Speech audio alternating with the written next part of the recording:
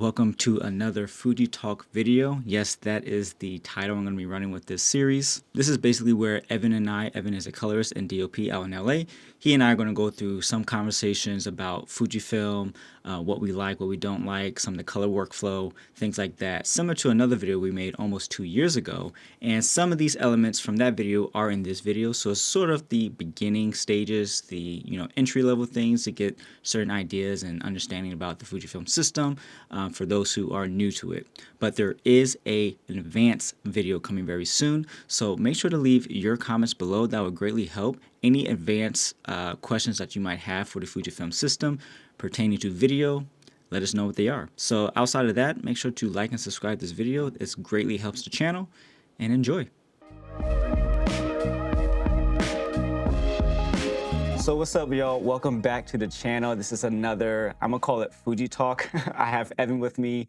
He is a really amazing colorist. We've worked a few times together, and the last time we saw each other was actually last year for Modular 8, that launch we did there. That was the first time we ever met in person, too. That was the first time we met in person. Yeah, you're right. So happy to have you back on the channel and happy to actually talk about this whole topic again. Yeah, man, I'm stoked. It's a fun topic and people are curious about it, and hopefully we can shed some light on some interesting questions. Absolutely. Fujifilm has become such an interesting brand in the last, I would say, 2 years with the introduction of the X-T4 and the video capabilities in that camera. And though it was still really limiting, they've come out with some really hard hitters in the last year, I would have to say. For sure. Yeah, so the interest is there, but there's still a lot of like hesitation and confusion about a lot of things. And so we want to make videos like this to kind of help you all navigate through that, I guess, purchasing decision in a way. Yeah, definitely. Side note, I just want to say some of this information is going to sound repetitive from the previous video, but we will be getting into a little bit more, I guess, deeper or more professional ways of doing certain things, and also just following up on a lot of questions that were left unanswered on the last video as well. So I just want to make that clear. Real quick, let the people know about your YouTube channel. How's that been going? Where they can find you? Yeah, for sure. My YouTube channel is just under my own name, Evan Schneider. I make kind of filmmaking videos with a focus on color grading, but I'm also a DP and a cinematographer as well. So I do make some like gear review videos of lenses and different equipment. So yeah, if you want to check out my channel, learn more about color grading, learn more about filmmaking, it's Evan Schneider. Links are in the description below. Also, I did buy your iPhone 15. Oh, sick. Apple Watch. It's very good. As always, as per usual. Thanks, man. Yeah. Cool. All right, right off the top, one of the questions we get often is which Fujifilm camera would you pick if you were to get into the video space with these cameras? I'll read off the list and then you tell me where would you rank them from a must buy to the least, I guess you could say. Yeah, all right, sounds good. So the first one is the XH2, the XT5, the XH2S, the XS20, or the GFX 100 Mark II. Granted, this is no budget. No budget. If you were to pick one. Just like, okay, top pick would be XH2S. Not because I have it, but yeah, the image quality on all of them is so good that it's like, it's hard to compare. But I feel like the XH2S just feels like the most video-centered Fujifilm camera. The other ones are kind of more hybrid. Like I think, okay, so you want me to rank them? Yeah, just rank them. So top one is your XH2S. Who will be the next? Okay, XH2S, XT5, XS20, GFX. What was? I've never shot with that one. The GFX. Okay. Yeah. And then the XH2. And then the XH2. Yeah, because I feel like between the XH2 and the XH2S for video is just like the one you should go for. Far better. And the GFX, like 100%. I'm curious about, so I would put that. Yeah, I got thoughts about that. I have it back here with me. I've seen your posts. I want to know like what you think about it. I'm glad you mentioned why you picked the XH2S because that's the top of my list as well. That is actually above the GFX, but I would go XH2S, the GFX 100 Mark II. That's my second choice. The XS20, XH2, and then the XT5. Oh wow! Why XS20 above XT5? Well, just because the XX20 has the same video codecs as the XT5, as well as it has a flip out screen. So you get a little bit more versatility. Like the downside with the X-T5 and the GFX is that it is a photo camera with video features. So Yeah. so they slap on a non-articulating Right. screen, which doesn't get the most versatility out of it, and it's a weird positioning and stuff. So it's a little bit limiting. So you need to have an external monitor at Yeah. all times, if depending how you know. So Yeah. that's how I kind That of see it makes that way. sense. And plus, yeah, you have just about all the same video features in the XS20 as the Yeah. XT5. So, Actually, that's why I chose the XT5 over the XT or XS20 because uh-huh. the photo capability. And if I was choosing one, if I wasn't Mm, choosing the mm-hmm. XH2S, I would choose something that was a little bit more on the hybrid side so that I could take good photos with it. Mm, Personally, I have the XH2S and then I have the XE4 that I use as like a travel fun photo camera. And I love that because I can use all my lenses. I hope they bring on the Oh, yeah. XE5. That would be so sick. Yeah. I would love that. But Yeah. let's start really what a lot of people are still asking us, asking you, asking me is F-log. Understanding F-log from an exposure standpoint and then a post editing as well. Hmm. So right off the top, I guess if you can really condense it, F-log, F-log 2, what are they and what are the characteristics of them, I guess you could say. Yeah. Flog and Flog2 are both log encoded formats that Fujifilm cameras shoot. And the purpose of log encoding is basically to save all of the most useful information in the image in the most efficient way possible.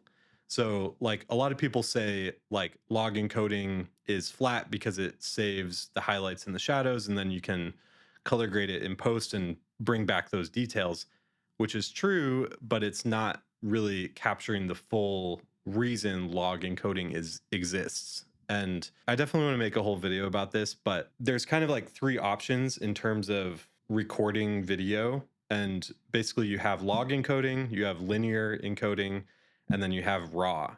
We've kind of fallen into log encoding so much, partly because linear encoding for video is kind of you don't really need to record linear video because the file sizes would be massive and you're recording data that is kind of redundant, that log encoding Mm. basically allows the camera to kind of throw away and doesn't need. So when it creates the Oh, log okay. curve, it's recording more information in the areas of the image that need that information. So wait, is linear like a baked-in image? That's what you're saying, or I Linear actually I've never heard of linear So yeah, before. linear is just another way to encode the image. And it's basically Oh, for okay. like every brightness value, it's like there's one data point. So it's hard to explain. And even I have to like look it up every time I talk about it. Recording in linear would just result in way too big file sizes. And so that's why log was kind of created. There's also raw, but the problem with raw is that if you want to record raw, it should be ideally compressed raw, and currently Red holds the patent for compressed raw encoding. Oh, yes. So Mhm. because Red Mhm. holds that patent, nobody else can really do compressed raw realistically. Like Blackmagic kind of found a way around Mhm. it, but Mhm. until that ends, if it ever does, it pushes the entire industry into log encoding.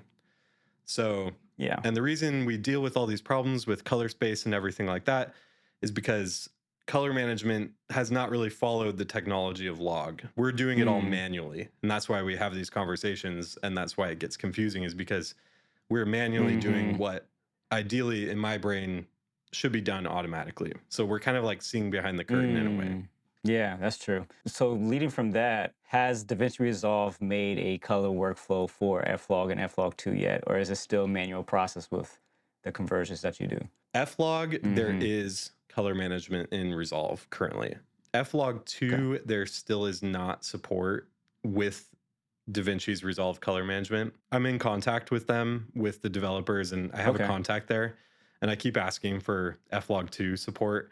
And it was really funny because when Apple Log came out, it was like the day the iPhone released, DaVinci was like, Apple Log is supported.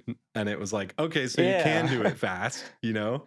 Like, where's the support for Right. Flog Priorities or must. Flog 2? So currently, if you're working in Resolve and you're using a automatic color managed workflow, if you're shooting an F-Log, you're good to go. If you're shooting an F-Log 2, unfortunately, an automatic color managed workflow is not going to work very well for you. So you have a couple options from there, and it kind of depends on your preferences and your workflow. But yeah, unfortunately, right now, Resolve doesn't support automatic color management for F-Log 2. So you're kind of down to using LUTs to convert the footage, and that kind of forces you to work in a Rec 709 color space in your timeline.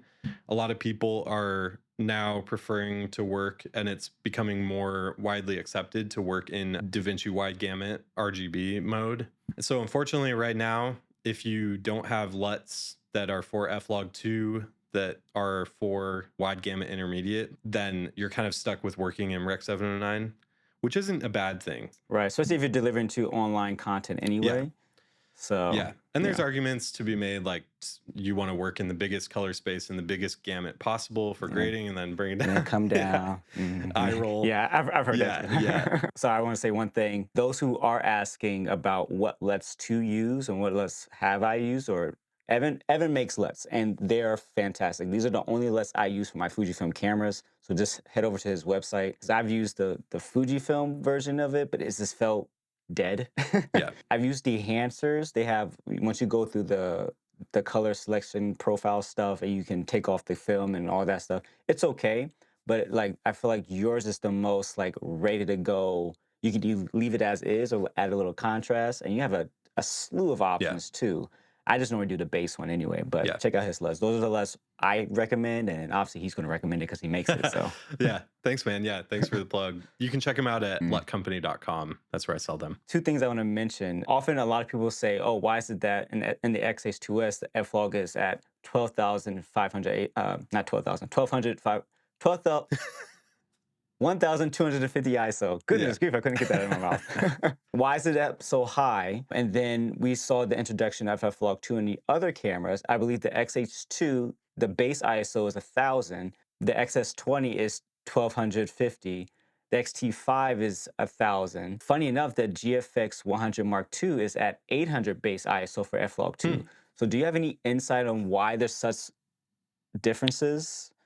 I mean, the lowest is 800, the highest is 1250. Yeah. Why is that if it's all the same F-Log? It's the same encoding, but they're different sensors.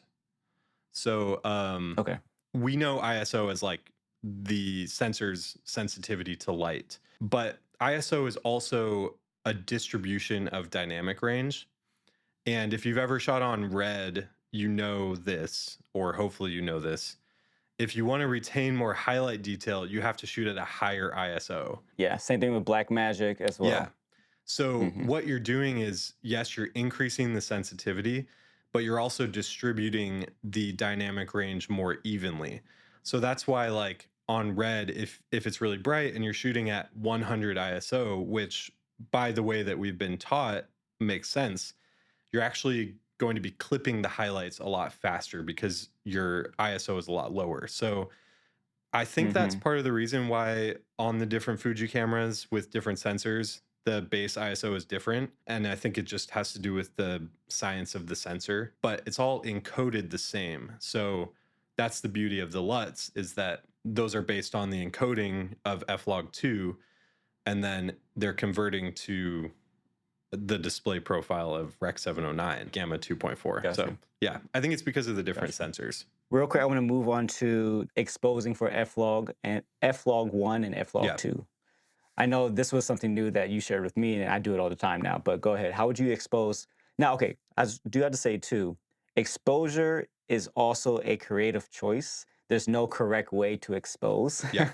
Say what? But I guess some just like basic house rules. What are some of the things you think through when exposing? Yeah. First of all, when I'm exposing F-Log or F-Log 2 on a camera, I'm viewing it through some sort of display transform. So if I'm shooting with the built-in screen, I have the display assist on, which makes it so that I can view the image not in log in Rec 709. Or if I'm viewing with like an external monitor, I have a display LUT or something like that.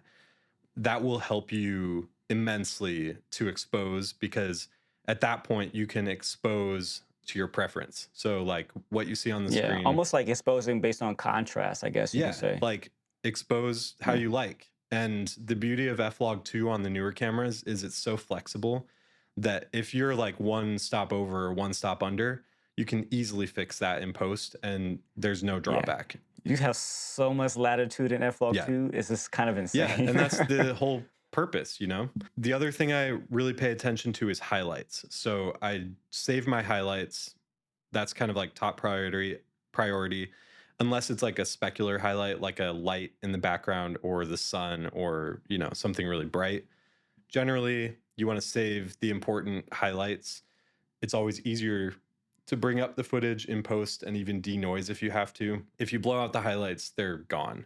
On the cameras, on the EVF, I try to keep it around 0 to like Yeah. positive zero point 0.3, but around 0 is Hmm. really nice. The camera is kind of averaging all of the luminance values, and I'm pretty sure, like, I don't know how the programming works in the camera, but I think the 0 is connected to middle gray point of F-Log 2. You could expose to middle gray and make sure that matches perfectly, and then scientifically you will have a perfect exposure. But, you know, Scientifically, yeah, yes. Have you used EL Zone yet on your Fuji cameras? I have not. What? Have you? You know what it is? Yes. Yeah, it's like no. I It's for the small this well, I know for Sony cameras. I didn't even know Fuji had that. well, it's not built in. So small HD, I made a video about this. Small HD, the last update allowed Fujifilm to F-Log 2 can be read by EL Zone Yeah. basically now. And that's probably the most, in my opinion, if you have a small HD monitor, that's the easiest way to expose because it gives you a, you know, that map of stops Right. of your image versus like using a spectrum, false color, or this, that, and the other. You can definitely use waveform and whatnot, but I just like using that because it just gives you a more accurate map of your Yeah. exposure while you're looking at a screen. So, um, so all the HD small HD monitors have that, and then well, I know the XH2S has it. Yeah. Obviously, you just had to just change the color pipeline in the Right. monitor. So That's cool. I yeah, like that. yeah, yeah, We yeah. have F-Log 2 Very on small useful. HD, but we don't have F-Log 2 in Resolve. Make it make sense. Make it make sense. So let's go into like some the camera workflow. We got some questions about camera workflows, what to use in camera settings and stuff like that. Because Fujifilm did provide us with a lot of options in the XH2S and some of the newer cameras. Really, all the new video features that they've introduced into these cameras. There is a list of codecs, resolutions, all that. There's a lot of interest in, well, I would say this. I remember when Fujifilm released the Eterna profile, which was sort of like their, like a lighter, lower contrast profile that you can start from and then you can kind of grade from there. Would you recommend using that versus using just F-Log? Or yeah, what are your thoughts of Eterna? Eterna is kind of a good like middle ground profile. So if you've never shot with log and you're not comfortable with shooting log yet, Eterna is a good profile that's kind of in between the other film sims and log. It has like a little less built-in contrast, so it still retains like highlight and shadow detail. But basically, if you go to grade it in post, it really only requires a little bit of contrast, saturation, maybe a tone curve, or some like creative LUTs that you can put on top of it, and you're good to go. It's kind of like on Sony cameras, S Cinetone is like comparable profile, or on Yeah. like Canon cameras, like natural profile. Like it's basically just a lower contrast profile that gives you some flexibility to add your own look in post. So yeah, I've only used it once and I didn't like it. I stick to just the log, the log workflow for yeah, sure. yeah. If you're comfortable with log, it's like you might as well go with that. That's going to give you the best Hmm. image. I think that's what's the beauty about these newer Fuji cameras is that you can bake in the look, and if you spend enough time with it, you can massage it. You can know the characteristics of the look, where it clips out or where it does it crush. But there's some really nice pre-graded looks in these cameras that a lot of other manufacturers have been trying to do. They haven't done it well. So I still have yet to do an experiment where I've gone around and like just shot classic chrome or nostalgic. What was it Nostalgic negative. nostalgic neg? Or Yeah. yeah. Yeah. Like there's a lot of them in there that I can do, and the fact that you have, you know, especially for the XH2S, 10-bit 422 6.2K open gate, you can probably get some really nice. Yeah. I actually might do that one day. Also, going on a little rant this is where I'm gonna dig into Fuji a little bit. Some of the new updates for the XS20 and the XT5 and the GFX Mark II, some of the features in those cameras aren't in the XH2S. The two biggest things for the GFX 102, it has waveforms, vector scopes, and what was it, RGB parade, I think, or something like that, for exposing in camera, which is fine. If you have external monitor, you know, you can do that elsewhere, but it's nice to see it in there. The other thing is that it has subject tracking tap to focus in camera on the GFX. And We've I'm been like, asking for that forever. cool, but why? Fujifilm's the only manufacturer that makes G-mount autofocus lenses. So you're stuck to using non-video like lenses anyway. So they're not going to be fast. They're going to be hunting. I have a zoom right now. When you zoom in, it has that notorious exposure shift Right. change when you zoom in and Yeah. out. So like they're not good lenses for video to have tap to focus in that. Right. And it's such an expensive camera. You're going to be spending upwards of close to $9,000 just to get a decent Yeah. kit. So it's like I get the idea of like you have technology trickle down, but your flagship Super 35 camera has been out for forever. And if you really want to make more sales and compete with Sony, you would put it in that camera, For sure. but still Yeah. nothing. And you have way more Xmount lens options for autofocus anyway. Make it make sense, Fuji. Make it make sense. Yeah. I totally agree with that.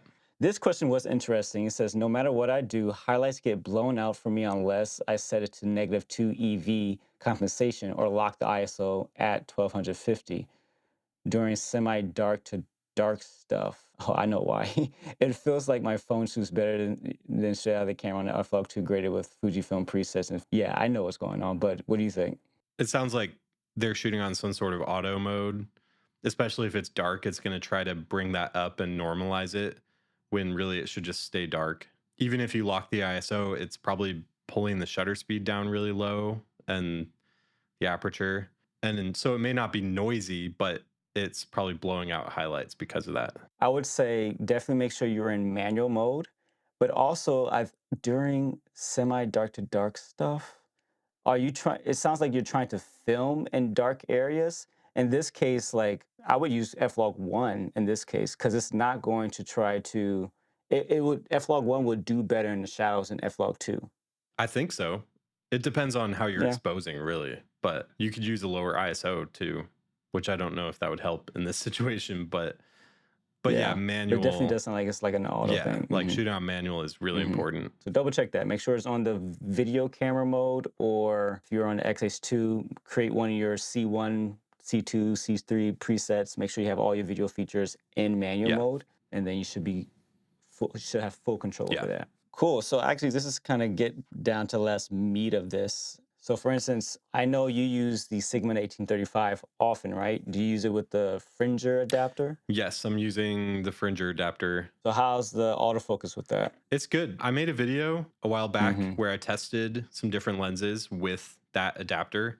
It's the Fringer EF to FX Pro 2, I believe. Yeah, in that video I tested it, but the Sigma 18 to 35 works well with it. It does some searching sometimes, like it's not the smoothest. If I want autofocus that is the most reliable possible, I'll use an Xmount Fuji lens. But you can get by with the Fringer EF to FX2 adapter, and that's the one that I probably recommend at this point. It's the most reliable that I've had. I've tried the Viltrox one.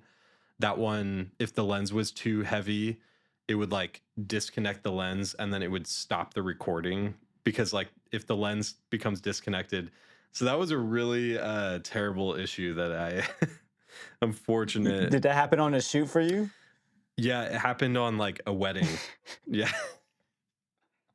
Like you set up the back camera and you come back and then it's not recording and you're like, I wonder when it stopped.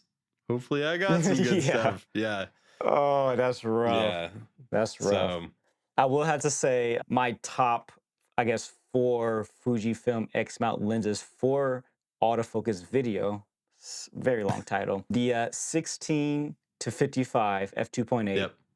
That's That's a what really I'm good using one. right And here. they did fix, yeah, and they fixed the exposure zoom thing on the latest update. The Viltrox 13 mil, which I'm using here, this acts just like a native lens. It's a very, very good lens. Actually, the last 2 pro lenses that they have are really good from Viltrox. 13 The millimeter? 27 and the 13. So it's a 20 mil field of view on full frame f1.4. Bro, it is. I love this I gotta lens. check that out. Oh yeah, I made one video on it. It got stolen when I was in Santa Monica last Yeah. year, and then I bought it again end of last Hmm. year because I need this lens. This is a great content creation lens and all around Yeah. lens. And then I would say all of the Fujifilm's newer LM lenses, the 18, the 23, the 33, they're fast, quiet. You can really fine tune them in the camera to get a nice, smoother Yeah. rack focus with those lenses. It's not as jittery, anything like that. Yeah. So those are the lenses I would Have you definitely look have you at. tried the Sure Sniper series lenses? No, I don't like them. You don't like them? I'm not a fan of those lenses. Do you like them?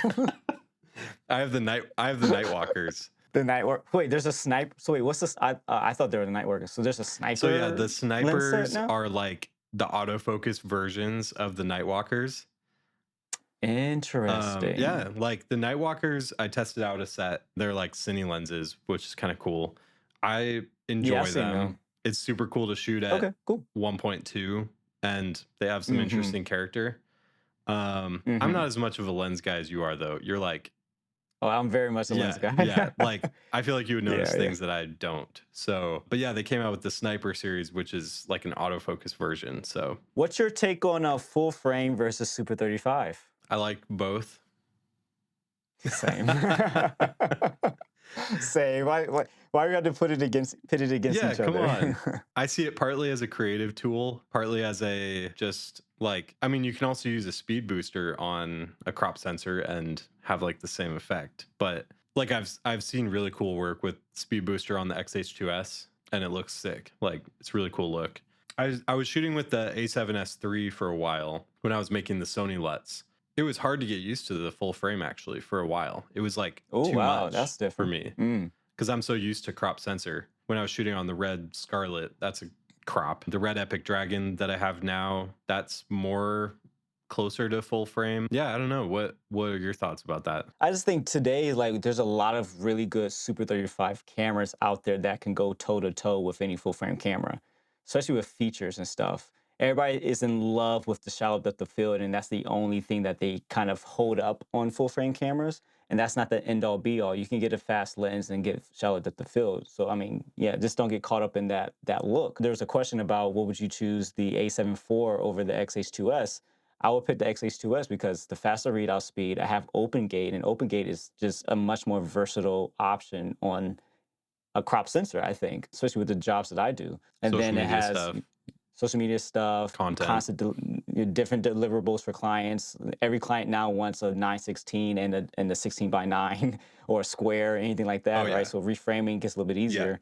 And I feel like I'm beating a dead horse, but that's literally what it is. If you have those options, you have a much more viable camera, in my Yeah. opinion, rather than trying to pigeonhole something that can't do the things you need to do. And then, yeah, sure, low light, but like people have a misconception of what low light actually is most of the time. You go out and shoot at night, then that's you need a camera that's sensitive for that. Then sure, get that camera. But Yeah. if you're in the commercial world or if you're in the narrative world, you are creating the low light. So there's a different mindset there. Yeah. I would say majority of the time. Yeah. I feel like you nailed it. I have nothing to contribute. It's perfect.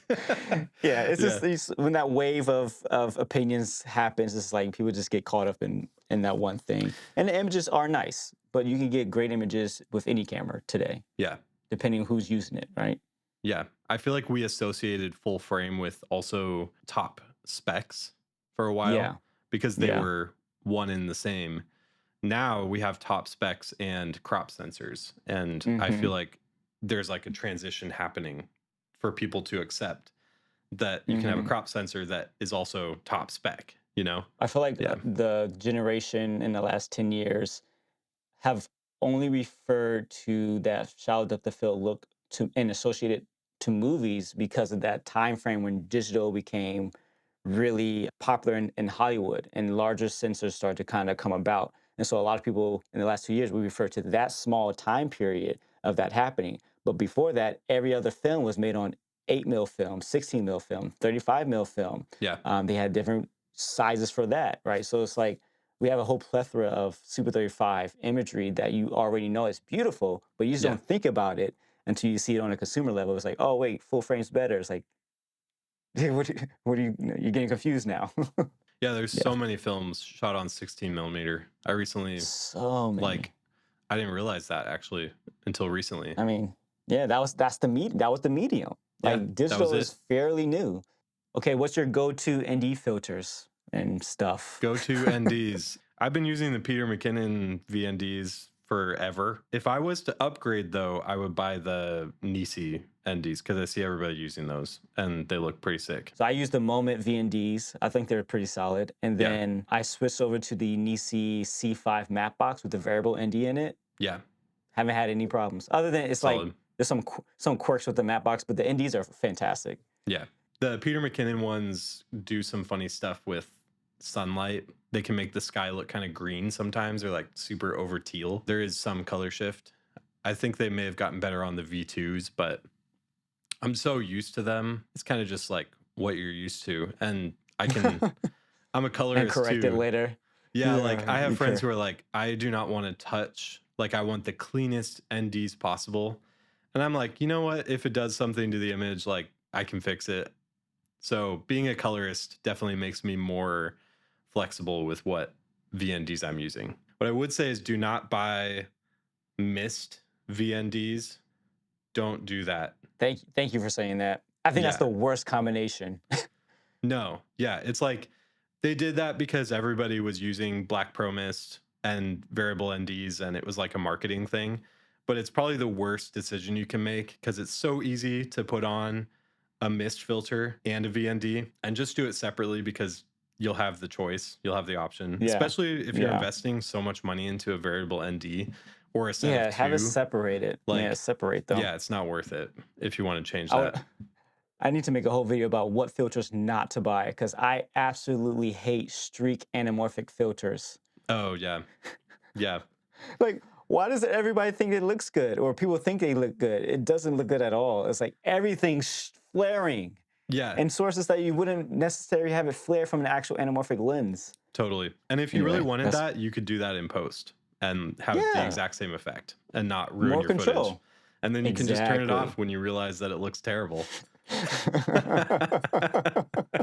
Let's wrap this up because I actually have a meeting in like 10 minutes. Oh, man. no. Okay. Sounds good. Yeah, Oh, we talked for a no. long time. But hey, it was good chatting again. We should do this a little bit more often this year for sure.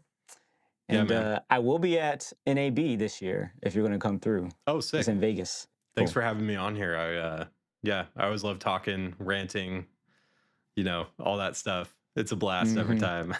hmm I go into this thinking like, oh yeah, we're going to be more succinct. Nah, it's all good. We try, but we fail We tried. every time.